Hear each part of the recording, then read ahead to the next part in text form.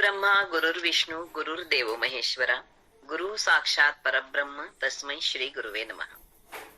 प्रथम मी सर्व पदाधिकाऱ्यांचे आभार मानते की त्यांनी मला अभ्यास वर्गात बोलायची संधी दिली. आज मी 181वे पुष्प गुंफित आहे. मागील अभ्यास वर्गामध्ये मी तुषार बिंदू वाचून दाखवले होते. आज मी गुरुदर्शन पुष्प 1 मधील परमपूज्य गुरुदेवांचे मार्गदर्शन प्रश्नोत्तर स्वरूपामध्ये ते वाचून दाखवले. काही वाचनात चूक झाली तर ती माझी असेल, त्याबद्दल मी आधीच सद्गुरूंची पण माफी मागून. प्रश्न 1. गुरूंच्या सहवासात आपोआप प्रश्न सुटतात का? उत्तर. एक वृद्ध महर्षी स्वरूप साधू पुरुष सतत स्वतःची मान खाली घालून नामस्मरण करीत असत. जे जे लोक समस्या व प्रश्न घेऊन त्यांच्याकडे जात असत व त्यांच्या सहवासात बसत असत ते साधू पुरुष कोणाशीही बोलत नसत. तरीही दर्शनास येणाऱ्या भक्ताच्या प्रश्नातील मनातील प्रश्न आपोआप सुटत असत अशी त्यांची ख्याती पसरली होती. काही लोक मनात प्रश्न घेऊन त्यांच्या सहवासात पुष्कळ वेळ बसले व तसेच परत आले. त्यांचे प्रश्न सुटलेच नाहीत. असे का घडले असे एका भक्ताने मला विचारले. या भक्ताला मार्गदर्शन करताना मी सांगितले, म्हणजे सद्गुरूंनी सांगितले, या अगोदर मी अनेक वेळा खुलासा केला आहे की सत्पुरुष व महर्षींच्या दर्शनासाठी जाताना तसेच ईश्वर अनुग्रहित गुरूंच्या म्हणजे आमच्या दर्शनासाठी येताना तुमचे संपूर्ण मन मोकळे पाहिजे. तुमची श्रीमंती, मोठेपणा, अधिकार व पदव्या सर्व गेटच्या बाहेर ठेवून निरीच्छ व मोकळ्या मनाने दर्शनासाठी आले पाहिजे. तरच तुमचे प्रश्न आपोआप सुटतात व तुम्हाला आमचा उपदेश समजेल. काही लोकांना वरील अहंकार इतके चिकटलेले असतात की त्यांना मोकळे वागणे जमत नाही. काही लोकांना पोहता येत नसतानाही पाण्यात उडी मारतात. ते जर बुडायला लागले तर पाण्याचा दोष नाही, पाण्यात पोहता येण्याची क्षमता तुमच्यात आली पाहिजे. तुमच्या चांगल्या पूर्वभाग्याने तुम्हाला ईश्वर अनुग्रहित गुरूंचे हे चरण मिळाले आहे. तुम्ही येथे स्थिर व्हावे व स्वतःचा उद्धार करून घ्यावा. अजून काही वर्षाचा काळ बाकी आहे. तुमची योग्यता वाढवून आमच्या अपेक्षे इतके तुम्ही पात्र व्हा व या घ्या. तुम्ही सर्वांनी हा आदेशच समजावा. तुम्ही सर्वांनी हळूहळू अध्यात्म आचारावयाचे आहे. हे आचरण्यासाठी तुम्ही कोणीही संसार व व्यवहार सोडायचा नाही. सध्या तुम्ही संसार व प्रपंच करताना 100% तेथे लक्ष देता. आता तेथे 98% लक्ष द्या. आमच्या कार्यासाठी व अध्यात्म आचरणासाठी फक्त 2% वेळ बाजूला काढा. काही व्यापारी लोकांची श्रद्धा आहे की धंद्यात जर काही टक्के ईश्वर भागीदार असेल तर धंदा उत्तम चालेल आणि खरोखरच या लोकांचा धंदा सुधारतो. भारतातील सर्वात श्रीमंत देवस्थान श्री तिरुपती बालाजी आहे. आत्ताच मी वर सांगितल्याप्रमाणे काही व्यापारी लोक त्यांना त्यांच्या धंद्यामध्ये काही टक्क्यांचे भागीदार बनवितात. वर्षाकाठी जो नफा होईल त्यापैकी देवाचा वाटा बाजूला काढून ठेवतात व हे लोक देवांच्या दर्शनासाठी तिथे गेले की प्रामाणिकपणे हुंडीत पैसे टाकतात व देवांचा हिस्सा देऊन टाकतात. जे जे लोक या पद्धतीने प्रामाणिकपणे देवांचा हिस्सा कुंडीत टाकतात जीवनात त्यांना काहीच कमी पडत नाही.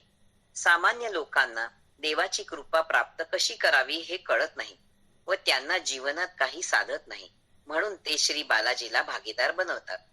तुम्ही जर मनापासून विचार केला की देवस्थानचे आपण काय काम करू शकू वा देवस्थानचा कुठे कुठे फायदा करू शकू हा विचार सतत मनात ठेवला तर तुमचा सेवेचा मार्ग आपोआप सापडतो.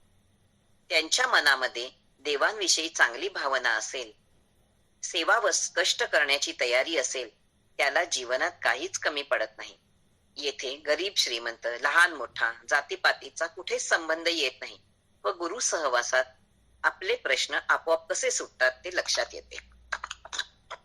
प्रश्न 2. उपदेश कोणाचा ऐकावा? भक्तांनी विचारलेला प्रश्न. मार्गदर्शन करताना मी सांगितले, म्हणजे सद्गुरूंनी सांगितले की प्रत्येक समाजात संत व सत्पुरुष निर्माण होतात. त्यांनी स्वतःच्या मर्यादा सांभाळून लोकांना उपदेश करावा व मार्गदर्शन करावे. त्यांनी स्वतःच्या मर्यादा ओलांडू नये. नगर पासून काही किलोमीटर लांब एका खेडेगावामध्ये एका समाजाचे पुष्कळ लोक राहतात. त्या समाजात एक सत्पुरुष निर्माण झाला आहे. तो स्वतःच्या कोणत्याही मर्यादा सांभाळत नाही. मर्यादेच्या बाहेर जाऊन सामान्य लोकांना उपदेश करतो व काही लोकांना दीक्षाही देतो. वास्तविक पाहता शास्त्राप्रमाणे त्यांना स्वतःच्या मर्यादेच्या बाहेर जाऊन कोणताही उपदेश सांगण्याचा किंवा दीक्षा देण्याचा अधिकार नाही. तरीही त्यांनी अनेक लोकांना उपदेश व दीक्षा दिलेल्या आहेत. अशा रीतीने त्यांच्या हातून फार मोठ्या चुका घडल्या आहेत. देवाकडून त्यांना शिक्षा होईलच, परंतु त्यांनी ज्या निर्दोष भक्तांना चुकीचे मार्गदर्शन केले आहे ते चुकीच्या मार्गाचे आचरण करतील. अशा रीतीने त्यांचे श्रम व महत्वाचा वेळ वाया जाईल. त्यांना काहीही प्राप्त होणार नाही. हे फार वाईट घडेल.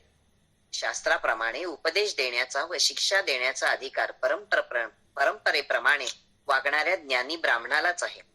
जे कोणी परंपरेप्रमाणे वागत नाही अशा इतर कोणीही हा अधिकार गाजवू नये.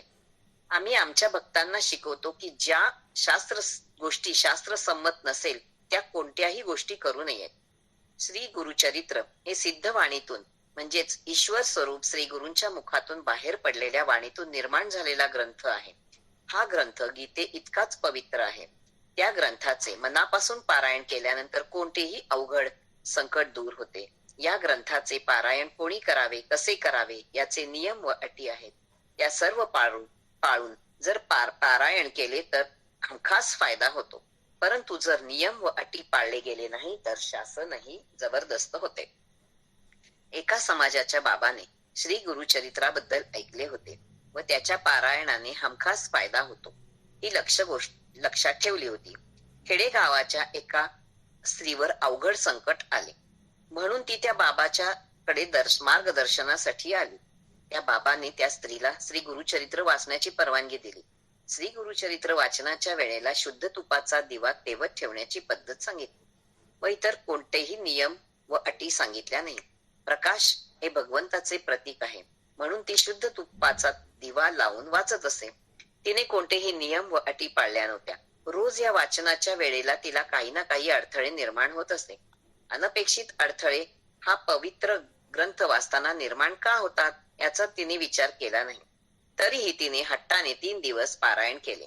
चौथ्या दिवशी स्वतः जवळ ठेवलेल्या त्या दिव्यावर वाऱ्याने उडून तिचा पदर पडला व तिची साडी पेटली व ती संपूर्ण भाजली आणि त्यातच ती गेली.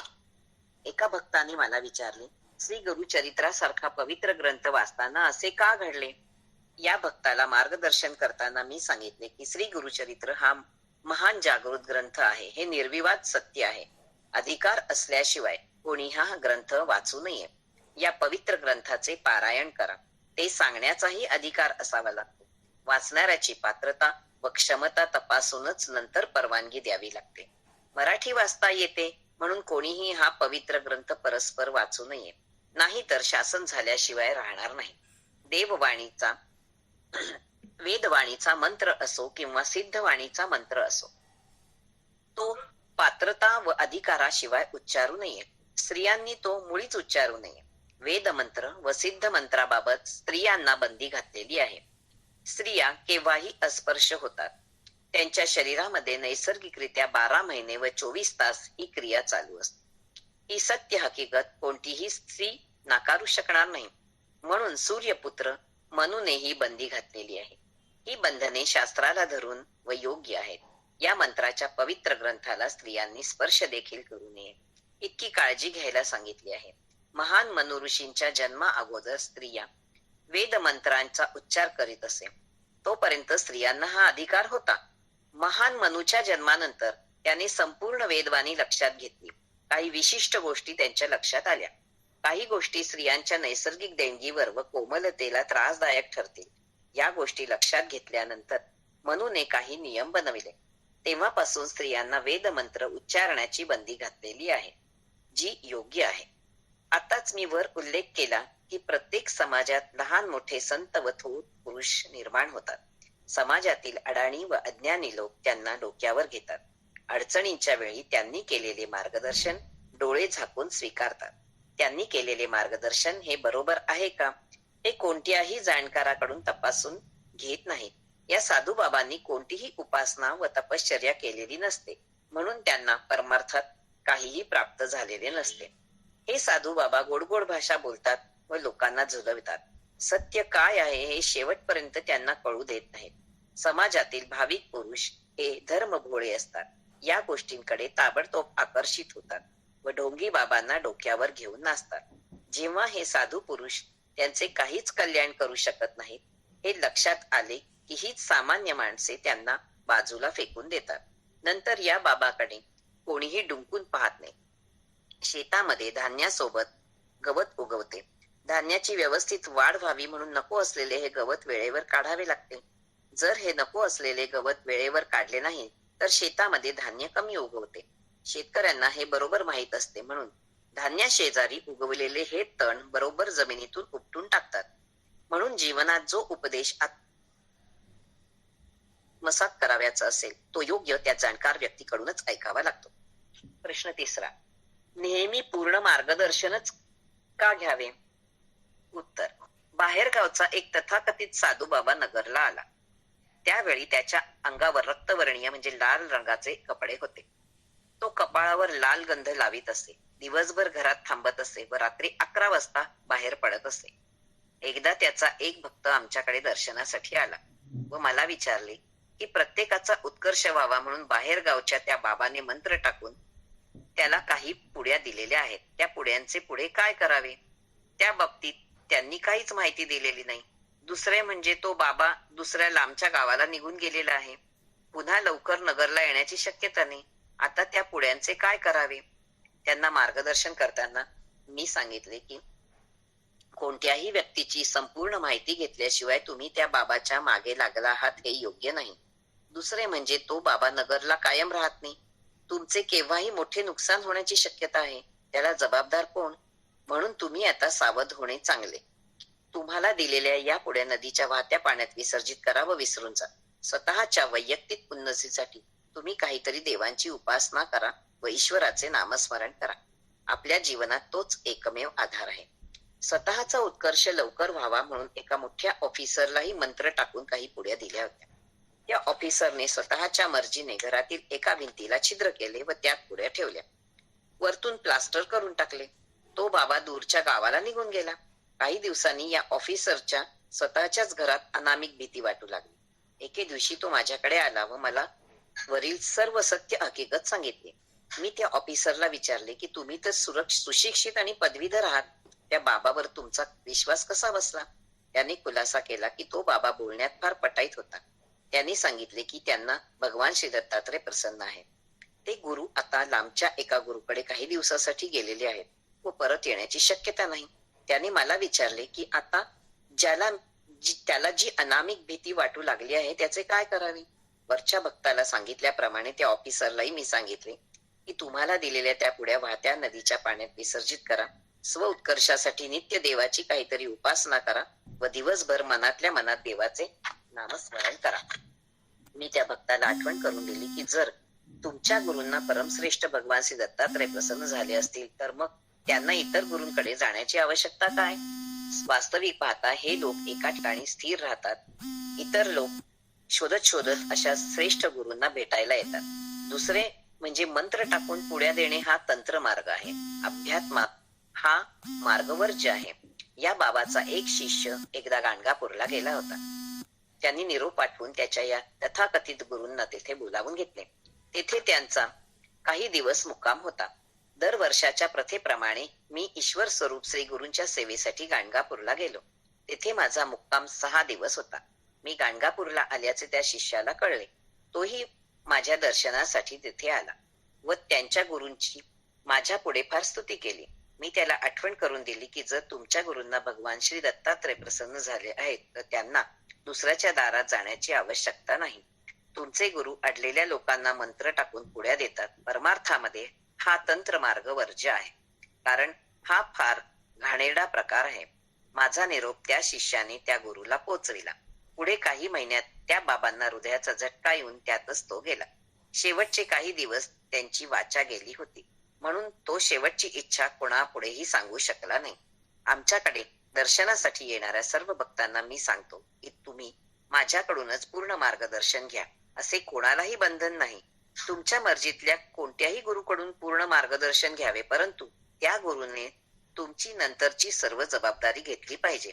आम्ही जेव्हा आमच्या भक्तांना मार्गदर्शन करतो तेव्हा त्यांची पूर्ण जबाबदारी आम्ही घेतो. कोणाला कधीही अपूर्ण मार्गदर्शन करीत नाही. प्रश्न 4. कोणाकडून शिकावे व चांगले गुण घ्यावेत? सध्या सर्वसामान्य लोकांमध्ये योग्य वेळी योग्य निर्णय घेण्याची शक्ती कमी झाली आहे, म्हणून ते कोणताच ठाम निर्णय लवकर घेऊ शकत नाही. वरील प्रश्न विचारणारा मार्गदर्शन करताना सद्गुरूंनी सांगितले, मध्यंतरी झालेली सर्व धर्म समभाव शिबिर घेण्याची आवश्यकता नव्हती. संयोजकांनी ही नाटके करण्याची आवश्यकता नव्हती. हिंदू धर्मातील सर्व पंथ व उपपंथ आपापसातले मतभेद विसरून जर एकत्र आले तर फार मोठी शक्ती निर्माण होणार. नंतर आपल्याला मोठे कार्य करण्यासाठी इतर पंथांच्या टेकूची गरज भासणार नाही. चांगली बुद्धिमत्ता असणारे लोक चांगले वाचन करू शकतील, साधक बाधक विचार करू शकतील, चांगले बोलू शकतील व भाषणही करू शकतील. परंतु भारतामध्ये 80 ते 90% जनता सामान्यच आहे. त्यांना तेजस्वी बुद्धी नाही. ते मोलमजुरी करतील, गाडीभर माती भरू शकेल, परंतु चांगल्या व्यक्तीचे 2 शब्द ऐकणार नाहीत. बुद्धिमान व्यक्ती व मोलमजुरी करणारी व्यक्ती दोन्ही भगवंतापासूनच निर्माण झालेले आहेत. बुद्धिमत्ता असलेले लोक फक्त दोषच पाहतात, परंतु समाजात कोणती चांगली व विधायक सुधारणा करू शकत नाहीत. नुकत्याच भरलेल्या इतक्या मोठ्या साहित्य संमेलनाचा बोजबारा का उडाला? बुद्धिमत्ता नसल्यासारखा हा प्रकार झाला. एवढ्या मोठ्या जाहीर साहित्य संमेलनात जातीयवाद आणण्याची आवश्यकता काय होती? त्यामुळेच इतके मोठे साहित्य संमेलन ओस पडले. सर्व वर्तमानपत्रांच्या संपादकांनी साहित्य संमेलनाच्या विरुद्ध अग्रलेख लिहिले. अशा रीतीने त्यांची फार बदनामी झाली. ज्यांच्यापासून काहीतरी शिकता येते, नवीन माहिती मिळते, पेपरला छापून आलेली नवीन बातमी कळते, अशा व्यक्तीला मोठी म्हणावी. मग ती कोणत्याही जाती जमातीची असली तरी चालेल. आपण त्या व्यक्तीचे विधायक व चांगले गुण घ्यावेत. ज्याच्यापासून काही शिकता येत नाही, कागदोपत्री त्या व्यक्तीने कितीही पदव्या मिळवल्या असल्या तरी आपल्यासाठी ती मोठी नाही. ज्यांच्यापासून काही ज्ञान घेता येईल, जीवनात प्रगती करता येईल, तीच व्यक्ती मोठी समजावी. पैसेवाले लोक पैशाने मोठे असतील, त्यांच्या अक्कल हुशारीने त्यांनी 2 पैसे कमावलेही असतील, परंतु ज्ञान व अध्यात्मामध्ये आपण त्यांना विनाकारण मोठे म्हणू नये. कोणत्याही माणसाची व्यर्थ स्तुती करण्यात काहीही अर्थ नाही. समोरच्या व्यक्तीमध्ये काहीही गुण असतील तर जरूर स्तुती करा. जीवनात प्रत्येक व्यक्तीपासून काहीतरी चांगले शिकता आले पाहिजे. ते गुण जीवनात उतरविता आले पाहिजेत. तसे म्हटले तर प्रत्येक मनुष्य त्याच्या परीने बुद्धिमान असतोच. त्याच्या मध्येही काही सप्तगुण असतात. आपण हे ओळखावे लागतात. भगवान दत्तात्रयांच्या बाबतीत एकनाथी भागवतामध्ये फार चांगली माहिती दिलेली आहे. प्रत्येकाकडून चांगले गुण घेण्यासाठी भगवान दत्तात्रयांच्या जीवनात भगवान दत्तात्रयांनी 24 गुरु केले होते. हेच गुण पुढे जीवनात उपयोगी पडतात. भगवान दत्तात्रयांच्या काही गुरुमध्ये सर्प, अजगर, कंकण, आकाश व इतर अनेक गुरूंपैकी हेही गुरु आहेत. भगवंतांनी मानव जाती समोर हा मोठा चांगला आदर्श निर्माण केलेला आहे.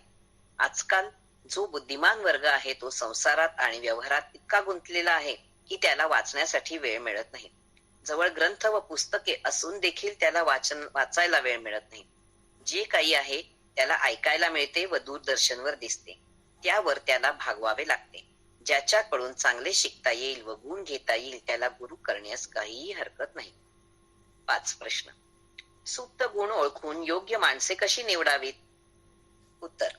एका भक्ताच्या वरील प्रश्नाला मार्गदर्शन करताना मी सांगितले की गुरु परंपरा म्हणजे काय हे वरून काही कळत नाही. गुरु परंपरेमध्ये पुष्कळ गोष्टी शिकता येतात. गुरु परंपरा चालविण्यासाठी त्या क्षमतेची व पात्रतेची योग्य माणसे निवडता व स्वीकारता आली पाहिजेत. त्यांच्याकडून ज्या अपेक्षा असेल तसे त्यांना शिकवून तयार करावे लागते व नंतर प्रत्यक्ष त्यांना कामाला लावावे लागते. हे मुख्य काम आहे. ईश्वर कृपेने हे सर्व ज्ञान आम्हाला उपजतच मिळालेले आहे. म्हणून योग्य माणसे निवडण्यासाठी काही विशिष्ट कष्ट पडले नाहीत. आमच्या चरणापाशी असलेली चांगली माणसे हेरावी लागतात. निरनिराळ्या कामासाठी निवड करावी लागते. हा जरा अवघड विषय आहे. सर्व माणसे दिसायला वरतून सारखीच असतात, परंतु त्यांच्या अंगातील सुप्त गुण व आवड पाहावी लागते. जर आपल्या पदरी तशी माणसे नसतील तर समाजातून ती योग्य माणसे शोधावी लागतात. जसे हिरे शोधण्यासाठी खाण खोदावी लागते, फार शोध घ्यावा लागतो, नंतर हिरे सापडतात, त्याप्रमाणेच हे काम आहे. चांगली माणसे शोधावी व निवडावी लागतात. बाहेर गावच्या एका गुरूंच्या चरणापाशी पुष्कळ शिकलेली व पदवीधर माणसे होती. त्यात काहींना 1 पदवी तर काहींना 2 पदव्या होत्या. गुरूंनी या पदव्या पाहिल्या व त्यांना जवळ केले, परंतु ही माणसे योग्य गुणांची नव्हती. मनुष्याकडे जरी पदवी नसली तरी त्यात उपजत सुप्त गुण असतातच. हेच नेमके आपण शोधावे लागते. मनुष्य नेहमी त्याच्या अंगात असलेल्या सुप्त गुणांप्रमाणेच वागतो. पण वरील गुरूंना योग्य योग्य माणसे ओळखता आली नाही व जवळ करता आली नाही. वरील गुरु गेल्यानंतर त्या स्थानाची दयनीय अवस्था झाली. एका भक्ताच्या आग्रहावरून बाहेरगावी मी त्याच्या घरी गेलो. त्या गावातच वरील गुरूंचा आश्रम होता. मी त्यांच्या गावात आल्याचे त्या गुरूंना कळाले. त्या गुरूंच्या विशेष आग्रहावरून त्यांनी मला दुपारी 3 वाजता भेटावयास बोलवले. त्याप्रमाणे भेटण्याची वेळ अगोदर ठरली होती. नेहमीप्रमाणे गुरु त्यांच्या खोलीत होते. मी जेव्हा दुपारी 3 वाजता आपल्या 4 ते 5 शिष्यांबरोबर तेथे गेलो, तेव्हा तेथील बाहेरच्या हॉलमध्ये 3 ते 4 शिष्य आडवे तेडवे पडलेले होते. मी तेथे गेल्यावर ते आळस देत उठले.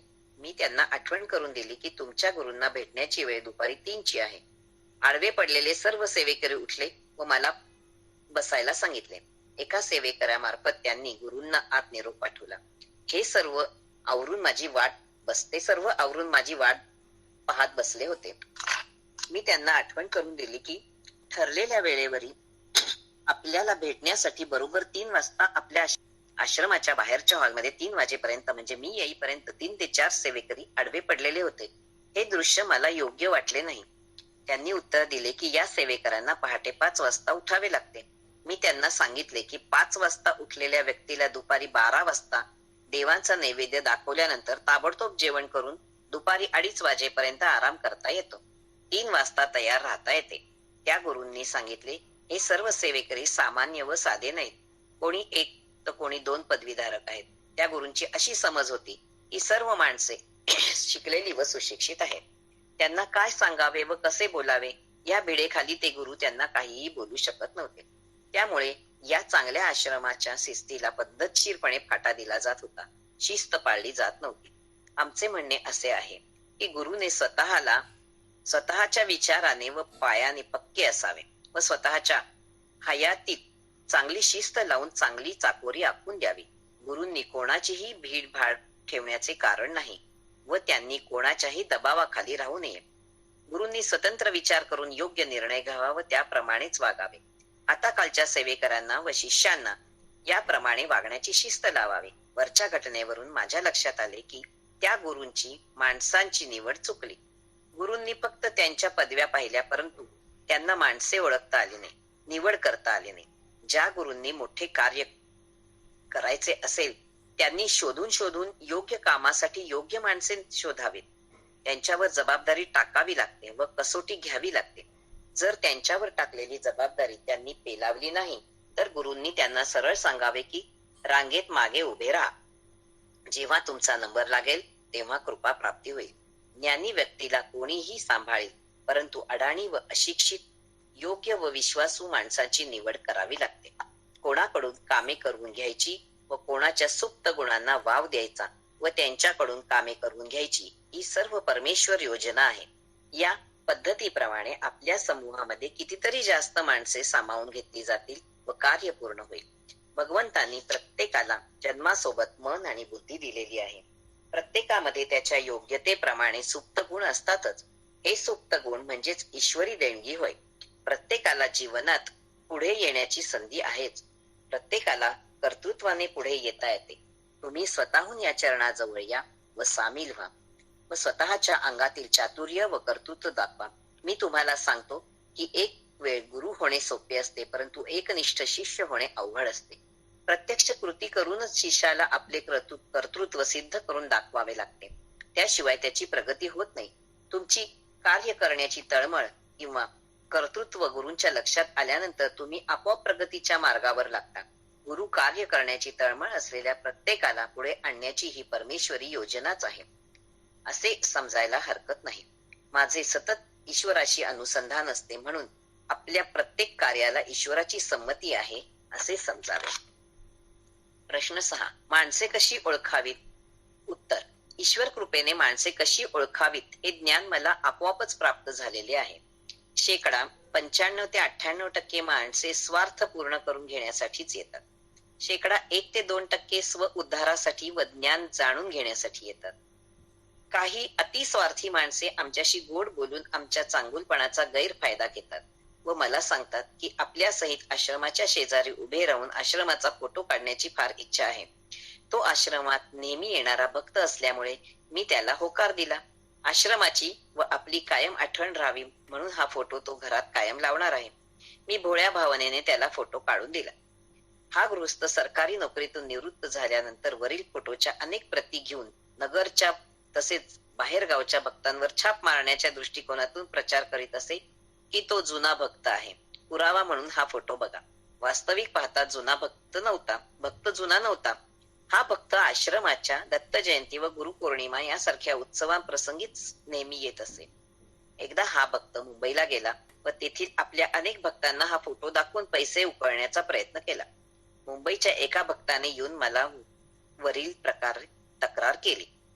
वरील भक्ताची युक्ती ओळखून बाहेरगावचे अनेक भक्त दर्शनासाठी येताना भारी भारी कॅमेरे घेऊन यायला सुरुवात झाली व प्रत्येक भक्त मला आश्रमा शेजारी त्याच्या सहित फोटो काढण्याची परवानगी मागत असे. मी या गोष्टीची कोणालाही परवानगी देत नसे. तुम्हाला पाहिजे असेल तर फक्त आश्रमाचा फोटो घेऊन घरी लावा. ज्यांच्या मनात खरोखरच चांगला भाव असतो ते लोक आश्रमाचा पूर्ण साईजचा फोटो काढतात व घरी लावतात.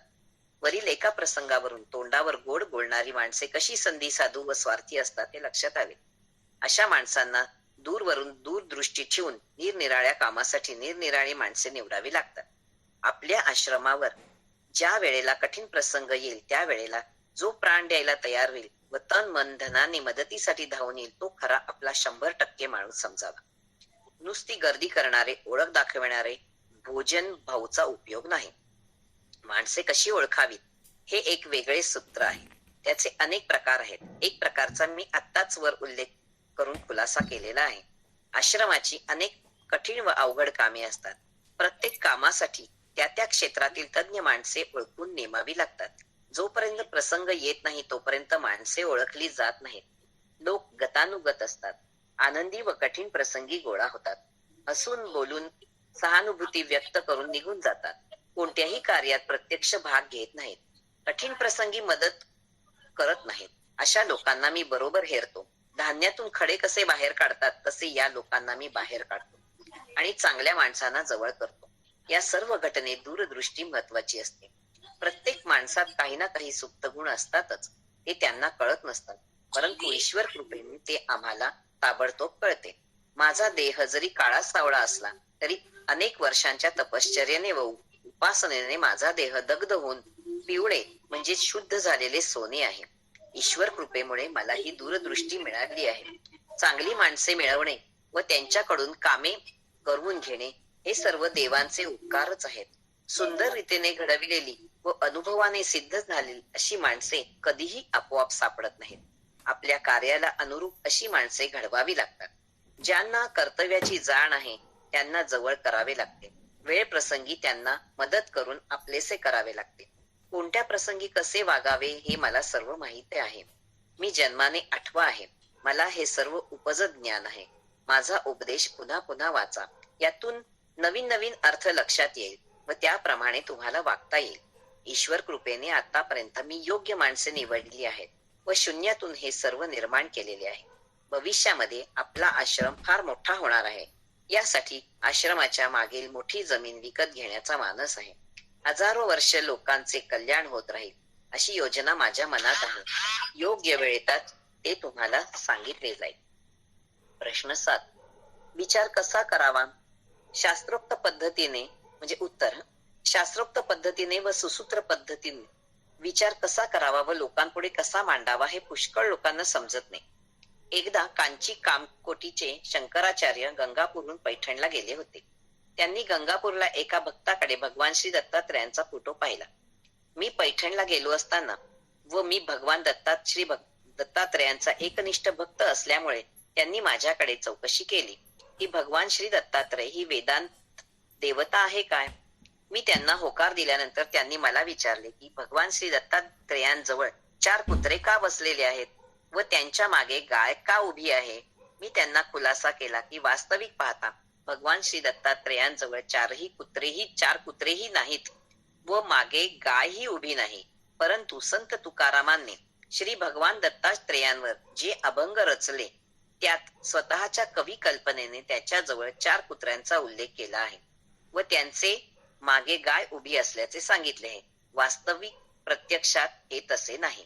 संत तुकारामांचे अभंग सर्वसामान्य लोकांना समजण्यासाठी सरळ सोप्या मराठी भाषेमध्ये आहेत. त्यामुळे पुष्कळ सामान्य लोक हे अभंग गोडीने वाचतात. तसेच चित्रकारही अभंग वाचतात. चित्रकार अभंगात उल्लेख केल्याप्रमाणे भगवान श्री दत्तात्रयांची चित्रे काढतात. त्यांच्या चरणाजवळ 4 कुत्र्यांची चित्रे काढतात व त्यांचे मागे गाय उभी असल्याचे दाखवतात. प्रत्यक्षात हे तसे नाही. वास्तविक कुत्रा हा वैदिक देवतेला अनुरूप प्राणी नाही. शंकराचार्यांनी माझा खुलासा ऐकून समाधान व्यक्त करीत सांगितले की इतका चांगला खुलासा अजूनपर्यंत कोणीही केलेला नाही. मी त्यांना सांगितले की आम्ही आमच्या ज्ञान सत्रात नेहमी शास्त्रोक्त खुलासा करतो. तो सामान्य जनतेला पटलाच पाहिजे. आम्हाला भगवान श्री दत्तात्रयांचे जे दर्शन झालेले आहे त्यावेळेला त्यांची सोबत 4 कुत्रेही नव्हते व मागे गायही नव्हती. म्हणून जे अस्तित्वात नाही त्यांची कल्पना करू नये. दुसरे म्हणजे 4ही वेद हे अत्यंत पवित्र ग्रंथ आहेत. त्यांची सामान्य कुत्र्यांशी बरोबरी का करता? कधीच करू नये. आपण फिरायला जाताना कुत्र्यांच्या गळ्यात दोरी बांधून त्याला आपल्या सोबत फिरायला घेऊन जातो. वास्तविक पाहता कुत्र्याला फिरून आणण्याची काहीही गरज नाही व जरुरीही नाही. कारण जर आपण कुत्र्याला मोकळे सोडले तर ते दिवसभर इकडे तिकडे फिरतच असते, हिंडतच असते. फिरायला जाताना कुत्र्याने आपल्या पुढे पळावे व त्याच्या गळ्यात बांधलेली दोरी आपण हातात घेऊन त्याच्या पाठीमागे पळावे. हे भगवान श्री दत्ता हे याच्या पुढे अर्थच ठेवलेला आहे. भगवान श्री दत्तात्रय ही वैदिक देवता आहे. कुत्रे सोबत असणे आवश्यक नाही. शिवाय देवांच्या मागे गायीची देखील गरज नाही. सत्य परिस्थिती अशी आहे की 4ही दिशा हे देवांचे वस्त्र मानलेले आहेत. दिगंबर ही त्यांची अवस्था आहे. अशी सत्य परिस्थिती असताना त्यांनी वस्त्रांची आवश्यकता नाही. शंकराचार्यांनी मला विचारले, भगवंतांनी मत्स्य, कच्छ, वराह वगैरे असे 10 अवतार घेतलेले त्यांना मान्य आहे. परंतु फोटोमध्ये भगवान श्री दत्तात्रय सोबत जे 4 श्वान दाखवलेले आहेत ते त्यांच्या मनाला पटेना. त्यांनी अनेक लोकांना विचारले परंतु आतापर्यंत कोणीही पटेल असे शास्त्रोक्त खुलासा केला नव्हता. म्हणून त्यांनी माझ्याकडे वरील चौकशी केली होती. भगवान श्री दत्तात्रय ही वैदिक देवता आहे. ही दिगंबर अवस्थेत असताना आम्हाला त्यांचे दर्शन झालेले आहे. त्यावेळेस त्यांच्या सोबत कुत्रे व गाय काहीही नव्हते. जर भगवंतासोबत श्वान रूप दाखवायचे असेल तर आणखीन काहीतरी वेगळ्या व चांगल्या स्वरूपात दाखवले असते. पैठणच्या भाविकांनी कांची कामकोटी शंकराचार्यांची गावाच्या बाहेर असलेल्या मोठ्या धर्मशाळेत व्यवस्था केली होती. पूर्वी होऊन गेलेल्या संतांच्या बाबतीत, खाण्यापिण्याच्या बाबतीत काही घटना घडल्या असतील. ही सर्व माहिती त्यांनी भक्तांद्वारे अभंगातून वाचून समजून घेतली होती. काही गोष्टी लेखक स्वतःच्या कल्पनेने लिहितात व या सर्व घटना 700 वर्षापूर्वी होऊन गेलेल्या संतांच्या नावावर खपविल्या जातात. आपण निवांत बसून जर या घटनेचा खोल अर्थ घेऊ लागलो तर असे लक्षात येते की साक्षात्कारी पुरुष संत श्रेष्ठ तुकारामांनी असे लिहिलेच कसे? वरील प्रमाणे अभंग लिहिताना देवाचा श्रेष्ठपणा त्यांच्या लक्षात आला नसेल का? वरील चित्रात दाखवलेले 4 कुत्रे व गाय व इतर अनेक घटना आधुनिक लेखकांकडून त्यांच्या नावावर खपविल्या जातात. जेव्हा आपण चरित्र वाचतो व चित्र पाहतो तेव्हा लक्षात येते की असे कसे घडले असेल. आपण ज्या व्यक्तीचे चरित्र वाचतो त्यावरून त्या व्यक्तीची पात्रता लक्षात येते. इतकी उच्च पात्रता असताना हे लोक सामान्य कसे लिहितील? ज्याचा देवावर पूर्ण विश्वास आहे अशी व्यक्ती देवांना इतके कमी पात्रतेची कशी मानेल? आम्हाला असे वाटते की मूळ संत तुकारामांच्या अभंगात या गोष्टी नसतील. नंतर येणाऱ्या लेखकांनी स्वतःचे लेखन प्रसिद्ध संत तुकारामांच्या नावावर खपवले असेल. म्हणून कोणाचेही चरित्र वाचताना व चित्र पाहताना योग्य विचार कसा करावा हे समजून घेऊन सत्यापर्यंत पोहोचावे. स्त्रियांनी गायत्री मंत्रांचा जप करावा का? प्रश्न 8. सद्गुरूंनी उत्तर दिले. बाहेरगावची एक आई व तिची तरुण मुलगी दोघीही एका साधू बाबास भेटावयास गेले व त्यांच्या पुढे आईने समस्या मांडली. ती विधवा आहे व या मुलीच्या लग्नाची जबाबदारी तिच्यावर आहे. मुलीचे वय वाढत आहे. मुलीचे लग्न जमविण्याचे ती आटोकाट प्रयत्न करीत आहे, परंतु तिचे लग्न अजून जमत नाही. काय करावे? त्या बाबांनी त्यांना गायत्री मंत्राचा जप करावयास सांगितले. त्या तरुण मुलीच्या आईला काहीतरी कळत होते. 2-3 दिवसानंतर ती आई व तरुण मुलगी माझ्याकडे दर्शनासाठी आल्या व मला वरील सर्व सत्य हकीकत सांगितली. मला विचारले की मुलीचे लग्न जमवण्यासाठी काय करावे. मी त्यांना स्पष्ट शब्दात सांगितले की शास्त्राप्रमाणे कोणत्याही स्त्रीला व मुलीला गायत्री मंत्राचा उच्चार करता येत नाही. दुसरे म्हणजे गायत्री मंत्र हा वेद मंत्राचा एक भाग आहे. कोणत्याही स्त्रीला व मुलीला वेद मंत्राचा उच्चार करता येत नाही अशी शास्त्राज्ञा आहे. बाहेरगावच्या त्या साधूबाबांनी जरी तुम्हाला गायत्री मंत्रांचा जप कराव्यास सांगितला असेल तरीही तो तुम्ही करू नये. विनाकारण तुमच्यावर पश्चातापाची पाळी येईल. आम्ही वेद व श्रुती मानणारे लोक आहोत. शास्त्रामध्ये दिलेले सर्व नियम व अटी पाळून जो ब्राह्मण वेद मंत्रांचा शास्त्रोक्त उच्चार करेल तो तुम्ही ऐकावा. ज्या साधूबाबांनी तुम्हाला गायत्री मंत्रांचा उच्चार कराव्यास सांगितले आहे तसे सांगण्याचा त्यांना कोणताही अधिकार नाही. वरील साधूबाबा बहुतेक इतर जातीचा असावा. हा साधूबाबा जेव्हा नगरला येतो तेव्हा धर्मशाळेत व मंदिरात न उतरता एका श्रीमंताच्या घरी उतरतो. अडलेल्या लोकांना तेथे मार्गदर्शन करतात.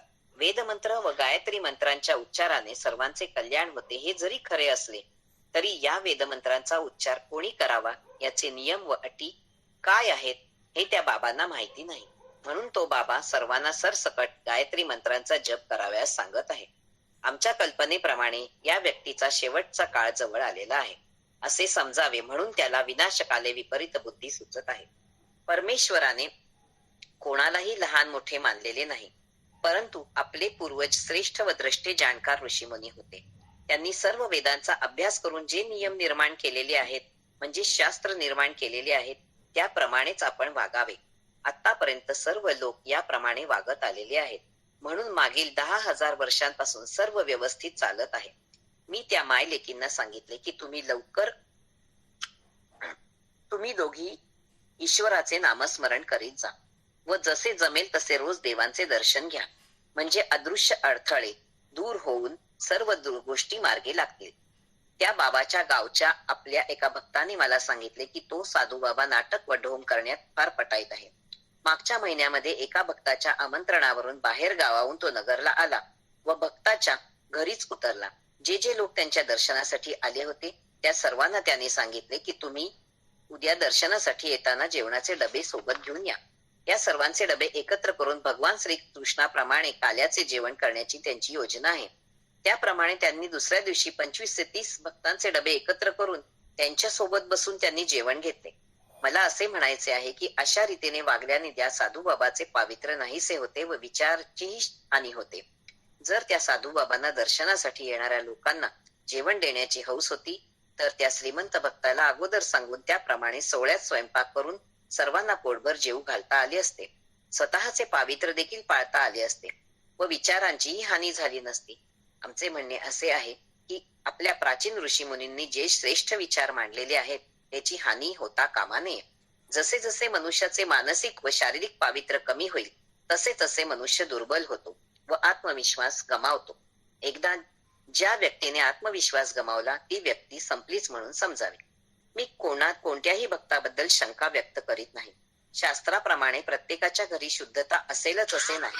प्रत्येक गृहस्थाश्रमींची घरात मुली व सुना असतात. सध्याच्या विज्ञान युगात काही घरात स्त्रियांचे 4 दिवस पाळले जात नाहीत म्हणून अपवित्रपणा राहतो. काही घरांमध्ये स्वयंपाकीण बाई असते. दुसरे म्हणजे प्रत्येकाच्या घरी स्वयंपाक करताना अनेकांचे स्पर्श त्याला होतात. तसेच बाहेरच्या अनेक लोकांच्या नजरा त्यावर पडतात म्हणून अपवित्रपणा वाढतो. वरील आई व मुलीला मी सांगितले की मी केलेल्या मार्गदर्शनाप्रमाणे आचरण केल्यास देवांना लवकर दया येईल व ते कृपा करतील व तुम्हाला योग्य तो मुलगा सापडेल. श्री गुरुदेव दत्त. अजून आहे का वेळ? श्री गुरुदेव दत्त. 9:10 झाले. हो का? आपण थांबूयात. हो, आपण पुन्हा पुढच्या अभ्यास गटामध्ये कंटिन्यू करूयात. श्री गुरुदेव दत्त. काही माझ्याकडनं चूक झाली असेल तर ती सर्वस्वी माझी आहे. मी त्याबद्दल सर्वांची और गुरुदेवांनाही माफी मागते. श्री गुरुदेव दत्त. श्री गुरुदेव दत्त. खूप छान सद्गुरूंचं मार्गदर्शन आज ऐकायला मिळालं. आपण जास्त